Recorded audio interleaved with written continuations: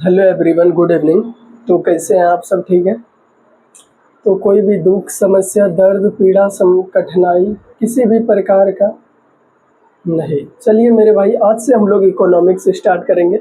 और इकोनॉमिक्स में one shot के तहत लगभग 2 क्लास चलेगा। और यह क्लास सिर्फ आर्ट्स वाले विद्यार्थियों और जो भी कॉमर्स विद्यार्थी हैं उनके लिए सिर्फ ये परिभाषा का क्लास, परिभाषा इम्पोर्टेंट होगा और आर्ट्स के लिए सबसे महत्वपूर्ण क्लास होगा। तो बिना देरी किए हुए हम सब क्लास को स्टार्ट करते हैं। और व्यष्टि अर्थशास्त्र में मात्र एक क्लास हुआ है, कुछ डिले था, अब से रेगुलर चलेगा। तो बिना देरी किए हुए और बिना टाइम का वेस्ट करते हुए हम सब क्लास को स्टार्ट करते हैं। तो हम सब आज पढ़ेंगे क्या? व्यष्टि अर्थशास्त्र, समष्टि अर्थशास्त्र में क्या अंतर है? व्यष्टि अर्थशास्त्र का पिता अल्फ्रेड मार्शल और समष्टि अर्थशास्त्र का पिता जॉन मेनार्ड केन्स यानी J.M. केन्स, इन दोनों के बारे में पढ़ेंगे। और कुछ प्रमुख परिभाषा को पढ़ेंगे, जैसे हो गया उपभोक्ता, उत्पादक, और पढ़ेंगे क्या? उत्पादन के साधन के बारे में। और हो जाता आपका स्वामित्व के आधार पर उत्पादन की प्रक्रिया को पढ़ेंगे। पूंजीवादी अर्थव्यवस्था क्या है, समाजवादी, मिश्रित, ये सब के बारे में इसी क्लास में पढ़ेंगे। तो बिना देरी किए हुए, थोड़ा सा क्लास लंबा चलेगा, टेंशन नहीं लेने का भाई, प्यार से, शिद्दत से, मोहब्बत से पढ़िए। कहीं भी किसी भी प्रकार का डाउट तो हम, ये आपका बड़ा भाई आपके साथ खड़ा है। तो स्टार्ट करते हैं क्लास को। तो हम लोग स्टार्ट करेंगे पहला क्या? व्यष्टि अर्थशास्त्र आपको बताए थे क्या है। व्यष्टि अर्थशास्त्र क्या है मेरे भाई?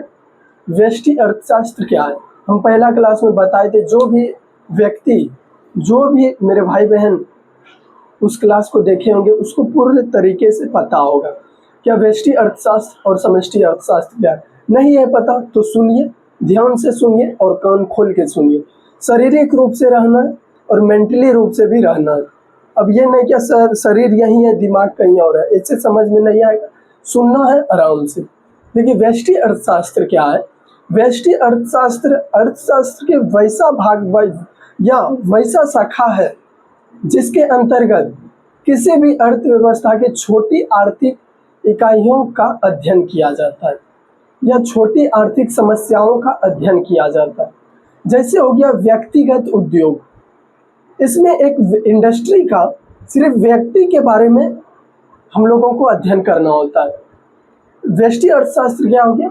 व्यष्टि अर्थशास्त्र के वैसी शाखा है, वैसी भाग है जिसमें किसी भी क्षेत्र की आर्थिक इकाइयों का निम्न से निम्न यानी सूक्ष्म से सूक्ष्म आर्थिक इकाई का अध्ययन करते हैं। इसको क्या कहा जाता है? व्यष्टि अर्थशास्त्र कहा जाता है। व्यष्टि अर्थशास्त्र कहा जाता है। और व्यष्टि अर्थशास्त्र में एग्जाम्पल जैसे हो गया, उदाहरण व्यक्तिगत उद्योग किसी भी इंडस्ट्री में उस इंडस्ट्री के बारे में ही सिर्फ अध्ययन करना होता है और उस इंडस्ट्री के समस्या के बारे में ही सिर्फ अध्ययन करना होता है। और दूसरा बात करें व्यक्तिगत फर्म, व्यक्तिगत उद्योग, व्यक्तिगत फर्म इत्यादि, यही सब का अध्ययन करना पड़ता है व्यष्टि अर्थशास्त्र में। वही व्यष्टि अर्थशास्त्र का जनक अल्फ्रेड मार्शल साहब को कहा जाता है। किसको? अल्फ्रेड मार्शल साहब को व्यष्टि अर्थशास्त्र का जनक कहा जाता है। तो स्टार्ट करते हैं हम सब क्लास को। पहला हेडिंग लगाइएगा मेरे भाई, क्या लगाना है? व्यष्टि एवं समष्टि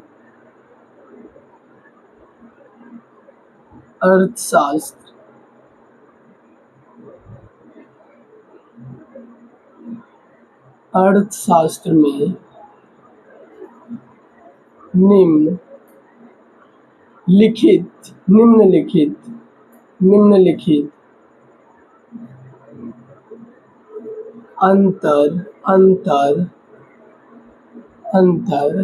निम्नलिखित अंतर है।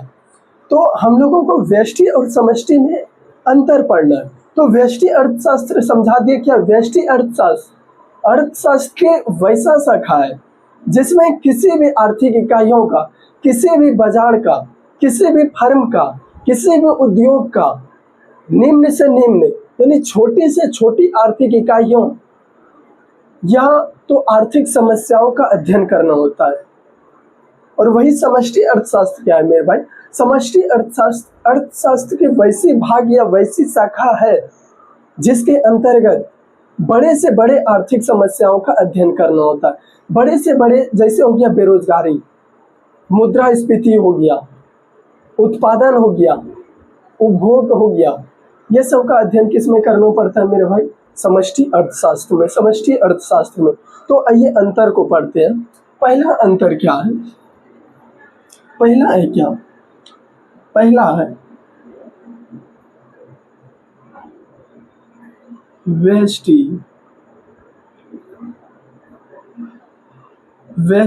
अर्थशास्त्र, व्यष्टि अर्थशास्त्र। तो व्यष्टि अर्थशास्त्र का क्या अंतर है? सबसे पहला इसका अंतर है क्या? सबसे पहला अंतर है क्या? इसमें छोटी आर्थिक इकाइयों का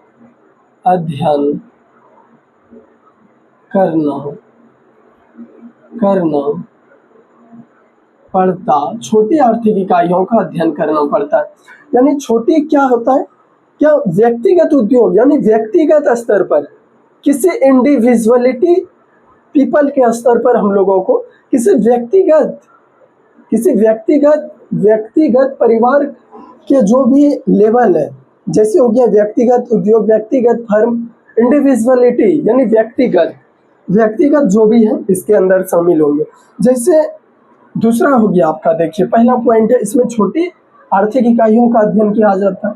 दूसरा, इसमें सूक्ष्म से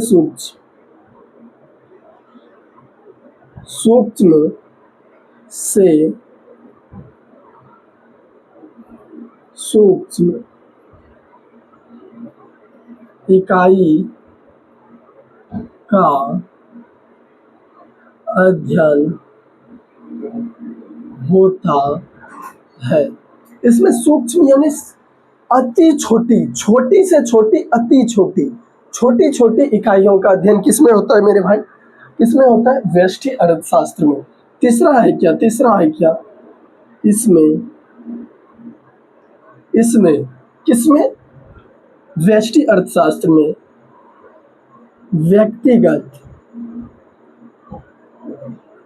व्यक्तिगत स्तर पर आर्थिक इकाइयों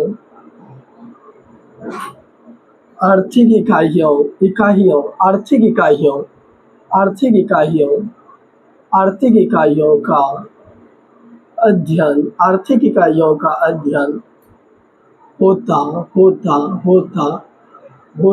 है। आर्थिक इकाइयों का अध्ययन होता है किसमें? व्यष्टि अर्थशास्त्र में। व्यष्टि अर्थशास्त्र में किस स्तर पर होता है? व्यष्टि अर्थशास्त्र में किस स्तर पर? व्यक्तिगत स्तर पर आर्थिक इकाई का अध्ययन होता है। व्यक्तिगत स्तर पर जैसे हो गया आपका क्या? व्यक्तिगत उद्योग। यहाँ लिख लीजिएगा, जैसे में आपको डाल देना है व्यक्तिगत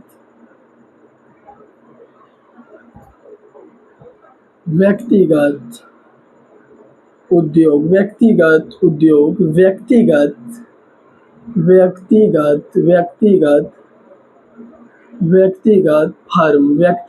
फर्म इत्यादि यानी और भी इसी प्रकार का इसमें शामिल होता है। पांचवा पॉइंट है आपका, पहला पॉइंट क्या है मेरे भाई? इसमें छोटी आर्थिक इकाइयों का अध्ययन होता है, छोटी आर्थिक इकाइयों का अध्ययन होता है। दूसरा, इसमें सूक्ष्म से सूक्ष्म यानी छोटी से छोटी किसमें? व्यष्टि में छोटी से छोटी आर्थिक इकाई का अध्ययन होता है। तीसरा, व्यक्तिगत स्तर पर अध्ययन होता है। व्यक्तिगत यानी इंडिविजुअलिटी लेवल पर इसमें अध्ययन करना पड़ता है। तीसरा क्या? चौथा क्या है? व्यक्तिगत उद्योग। फॉर एग्जाम्पल, व्यक्तिगत उद्योग, इंडिविजुअलिटी उद्योग यानी व्यक्तिगत उद्योग। इंडिविजुअलिटी इंडस्ट्री, व्यक्तिगत उद्योग, व्यक्तिगत फर्म इत्यादि। इसमें होता है, इसमें मांग और पूर्ति पर आधारित अध्ययन होता है। इसमें इसमें किसमें? व्यष्टि में। इसमें मांग और मांग और पूर्ति, यह मांग और पूर्ति से संबंधित है। यह कौन? व्यष्टि अर्थशास्त्र। यह मांग और पूर्ति से संबंधित है, मांग और पूर्ति से संबंधित है। अब दूसरा पॉइंट है मेरे भाई, समष्टि अर्थशास्त्र। समष्टि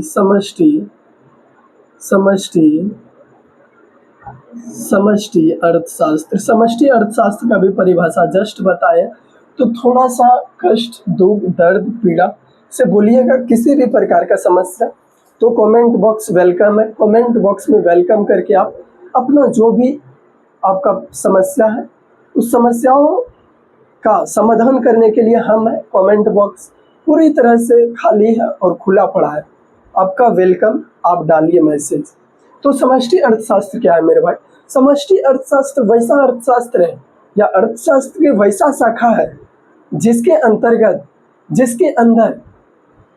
जिसके अंदर किसी भी अर्थव्यवस्था के बड़े स्तर पर आर्थिक, बड़े स्तर यानी समग्र स्तर पर आर्थिक इकाइयों और आर्थिक समस्याओं का अध्ययन करना होता है। तो समष्टि अर्थशास्त्र में क्या अंतर है वो पढ़ते हैं हम सब। देखिए पहला क्या है, पहला पॉइंट है इसमें किसमें? समष्टि अर्थशास्त्र में। इसमें बड़ी से बड़ी आर्थिक, इसमें बड़ी से बड़ी आर्थिक इकाई,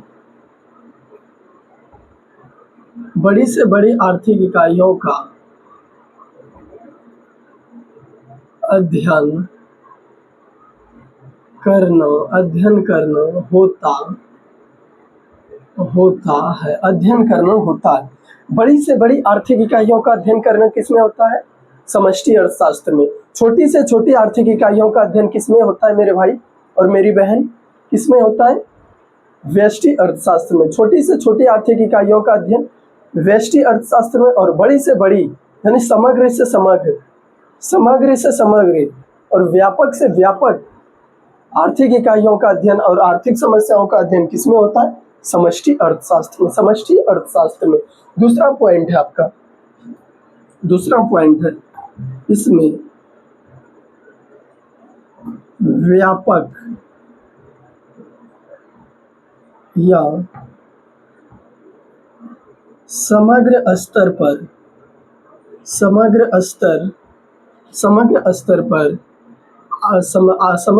पर समस्याओं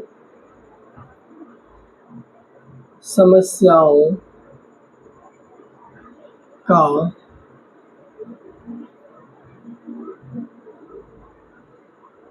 समाधान होता है। समग्र से समग्र यानी बड़ी से बड़ी, व्यापक यानी और भी बड़ी से बड़ी जितनी बड़ी है किसमें होगा? समष्टि में। बड़ी से बड़ी आर्थिक समस्याओं का अध्ययन किसमें होता है मेरे भाई? समष्टि अर्थशास्त्र में। समष्टि अर्थशास्त्र में होता है। वही बात करें तीसरा क्या है? इस क्षेत्र को क्या कहा जाता है मेरे भाई? अगर समष्टि अर्थशास्त्र है तो समष्टि अर्थशास्त्र में बड़ी से बड़ी आर्थिक इकाइयों का अध्ययन किया जाता है। व्यष्टि अर्थशास्त्र में छोटी आर्थिक इकाइयों का अध्ययन किया जाता है। इसको समग्र अर्थशास्त्र भी कहते हैं।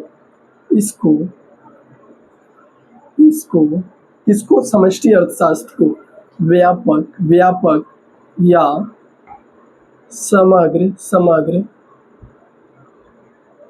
अर्थशास्त्र भी कहते हैं। इसको व्यापक से व्यापक और समग्र से समग्र आर्थिक इकाइयों और आर्थिक समस्याओं का अध्ययन समष्टि में होता है। समष्टि को हम व्यापक अर्थशास्त्र भी कहते हैं और व्यापक के साथ साथ समग्र अर्थशास्त्र भी कहते हैं, समग्र अर्थशास्त्र भी कहते हैं। जैसे एग्जाम्पल देख लीजिए, जैसे फॉर एग्जाम्पल बेरोजगारी। बेरोजगारी विश्व स्तर पर है, यानी इंटरनेशनल लेवल पर है।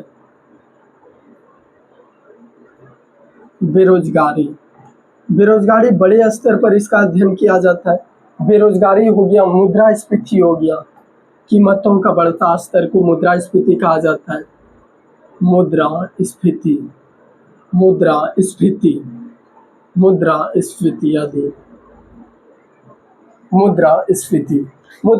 क्या होता है मेरे भाई? कीमतों का बढ़ता स्तर। कीमतों का बढ़ता स्तर को क्या कहा जाता है? मुद्रास्फीति कहा जाता है। कीमतों के बढ़ते स्तर को क्या कहते हैं? मुद्रास्फीति कहते हैं। कीमतों के बढ़ते स्तर को क्या कहते हैं? मुद्रास्फीति कहते हैं। तो ये हो गया। और इसमें समग्र मांग, और 5वां पॉइंट है इसका यह समग्र मांग और पूर्ति से संबंध रखता है। समग्र मांग और समग्र पूर्ति से संबंध कौन रखता है मेरे भाई बहन? कौन रखता है? समष्टि अर्थशास्त्र। कौन रखता है? समष्टि अर्थशास्त्र। समग्र आ गया तो समष्टि अर्थशास्त्र मार देना।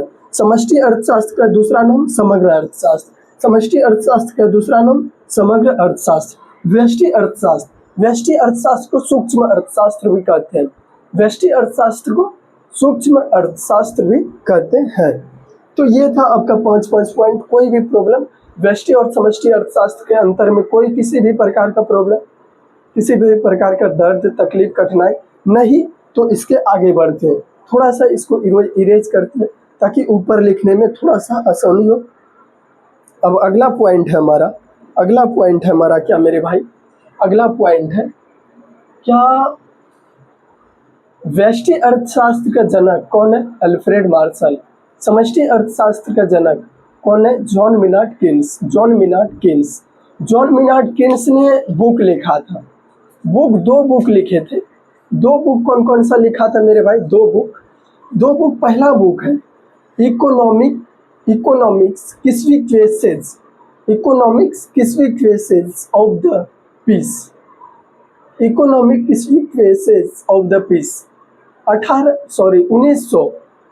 1919 में लिखा था।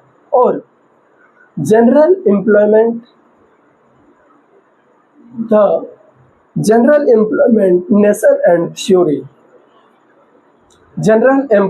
नेशन एंड थ्योरी नामक पुस्तक वर्ष 1936 में लिखा था। तो पहले थोड़ा सा इरेज कर लेते हैं इसको।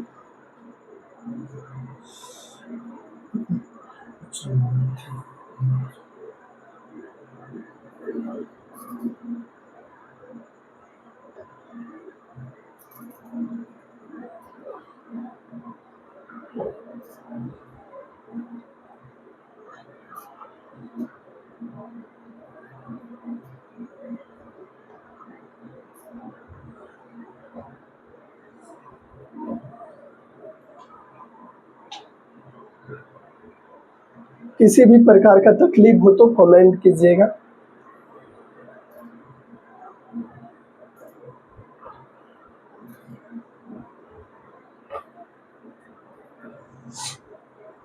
अगला क्या है मेरे भाई? अगला है क्या? व्यष्टि अर्थशास्त्र। कुछ ऑब्जेक्टिव पढ़ते हैं। व्यष्टि अर्थशास्त्र का जनक, व्यष्टि अर्थशास्त्र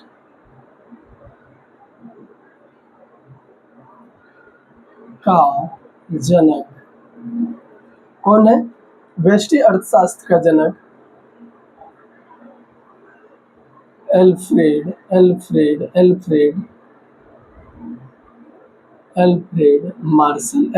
मार्शल। दूसरा है समष्टि अर्थशास्त्र का जनक समष्टि अर्थशास्त्र का जनक क्या है? जे एम किन्स, यानी फुल नाम इसका है John Maynard Keynes. John Maynard Keynes, इन्होंने पुस्तक लिखा था। पुस्तक इनके पुस्तक का नाम क्या था? पुस्तक इन्होंने क्या लिखा था? जॉन मिनार्ड किन्स ने दो पुस्तक लिखा था। इकोनॉमिक्स,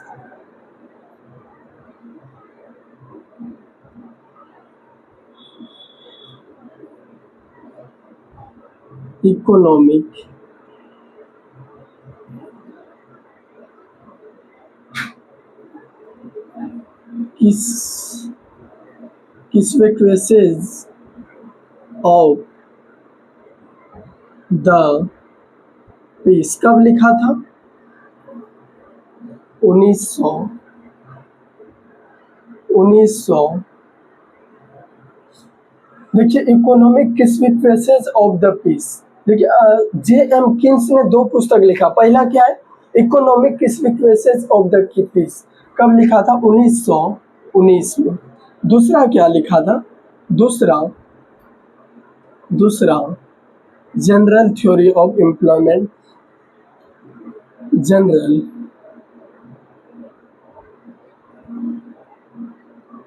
थ्योरी ऑफ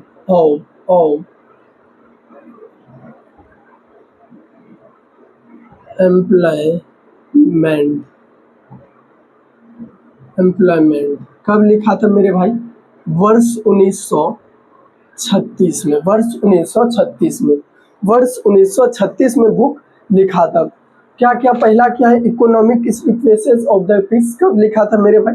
1919 में। दूसरा क्या है? General theory of employment, interest and money कब लिखा था? 1936 में। 1936 में। पहला economic consequences of the peace कब लिखा था? 1919 में। दूसरा क्या है? General theory of employment, interest and money.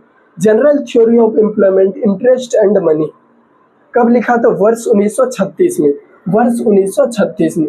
अब आगे बात करते हैं क्या 1929 की महामारी के बारे में, जो कि सबसे वैश्विक महामारी में से एक कहा जाता है उनको। क्या वैश्विक महामंदी। वैश्विक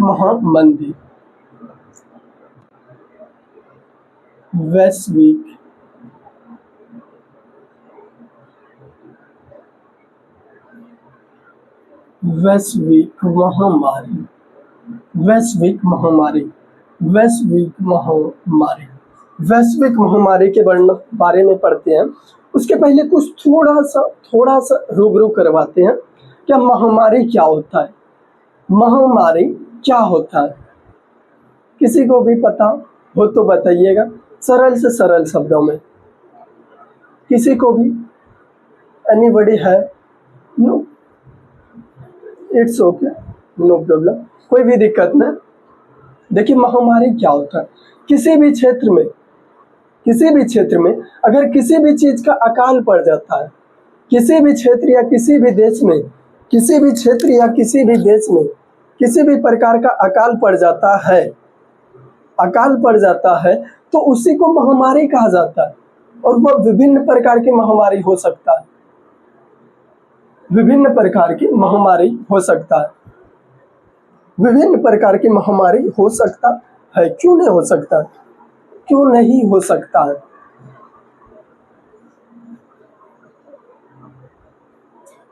थोड़ा सा ये तो हिस्ट्री का लग रहा है गया, क्योंकि दिमाग दिन रात दौड़ते रहता है, इसीलिए थोड़ा सा इसको मिटाना पड़ेगा। वैश्विक महामारी हड़प्पा सभ्यता का पतन में आप पढ़े होंगे। वैश्विक महामारी जो कि वायु में जो बीमारी फैला, उसके कारण से तहस नहस हो गया हड़प्पा सभ्यता। ये क्वेश्चन यहाँ होना चाहिए। 1929 की महामंदी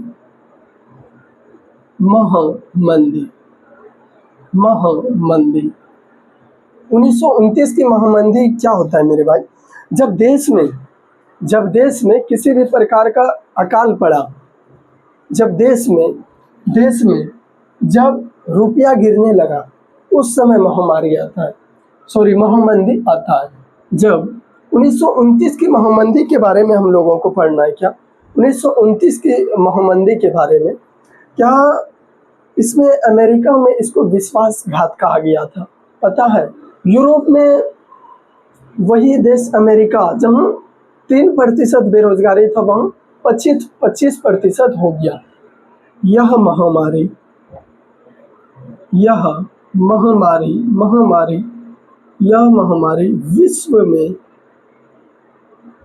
विश्व में घातक साबित हुआ था।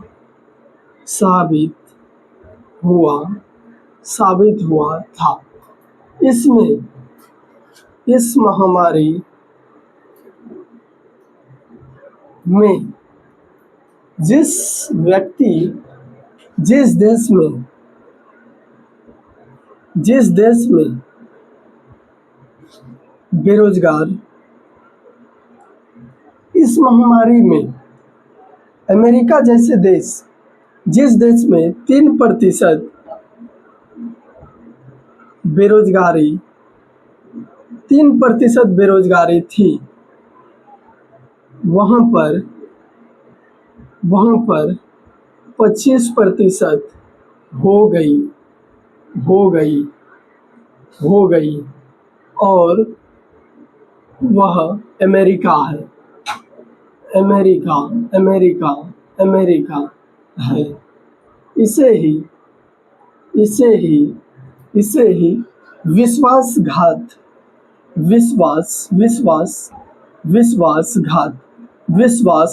विश्वासघात किससे? 1929 की महामंदी को। 1929 की महामंदी को अमेरिका में विश्वासघात के नाम से जाना गया। क्यों? क्योंकि वहाँ पर 3% बेरोजगारी था। महामंदी के पहले 1929 की महामंदी से पहले 3% बेरोजगारी था और 3% मंदी होने के पश्चात बाद में 3% से बढ़कर कितनी हो गई? 25% हो गई। तो वही बोल रहा है अमेरिका है, तो इसे ही विश्वासघात कहा गया। और विभिन्न देशों पर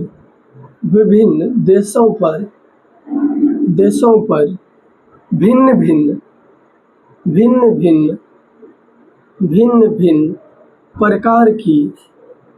प्रकार की समस्या आ गई। क्या आ गई मेरे भाई? समस्या आ गई। क्या आ गई? समस्या आ गई। तो 1929 की आर्थिक महामंदी क्या होता है? अमेरिका में 1929 की महामंदी को विश्वासघात किस देश में कहा गया?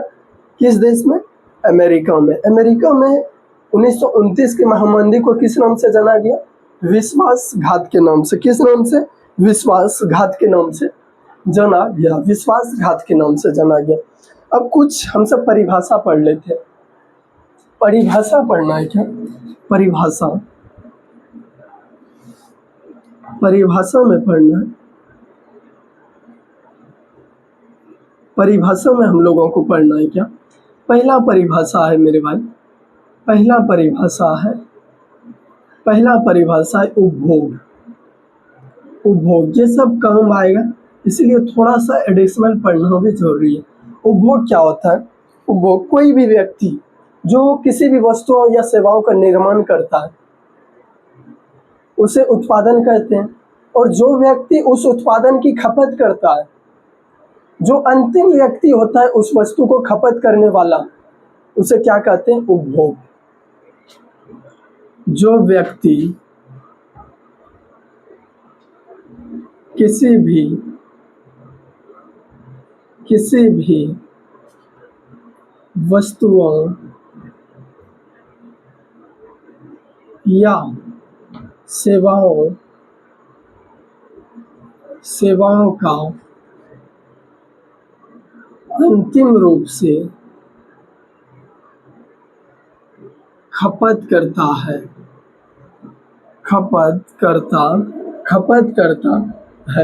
अंतिम रूप से खपत करता है, उसे क्या कहते हैं? उपभोग कहते हैं। क्या कहते हैं? उपभोग कहते हैं। वही दूसरा क्या है? उत्पादन।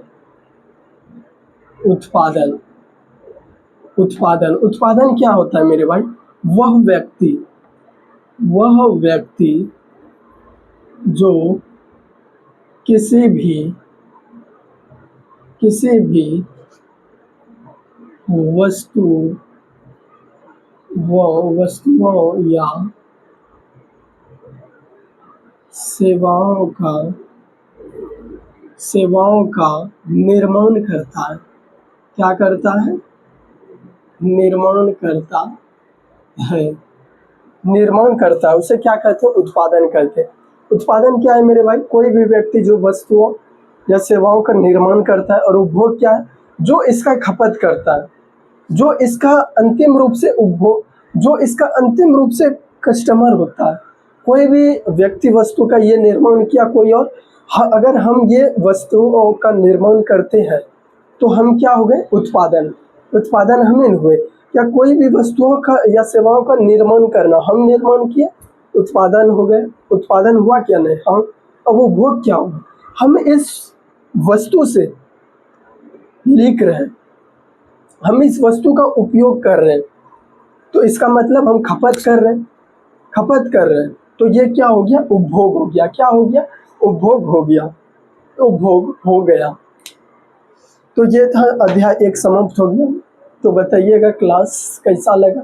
और हालांकि 2 क्लास चला अध्याय 1 का, और परिभाषा पर आधारित इकोनॉमिक्स में अधिक क्लास चलेगा। और सब्र रखिए, वो समय भी आएगा जब आप नहीं, आपका रिजल्ट बोलेगा। तो बताइएगा क्लास कैसा लगा, और मिलते हैं नेक्स्ट क्लास में। तब तक के लिए धन्यवाद, और आपका आज का दिन शुभ हो। धन्यवाद।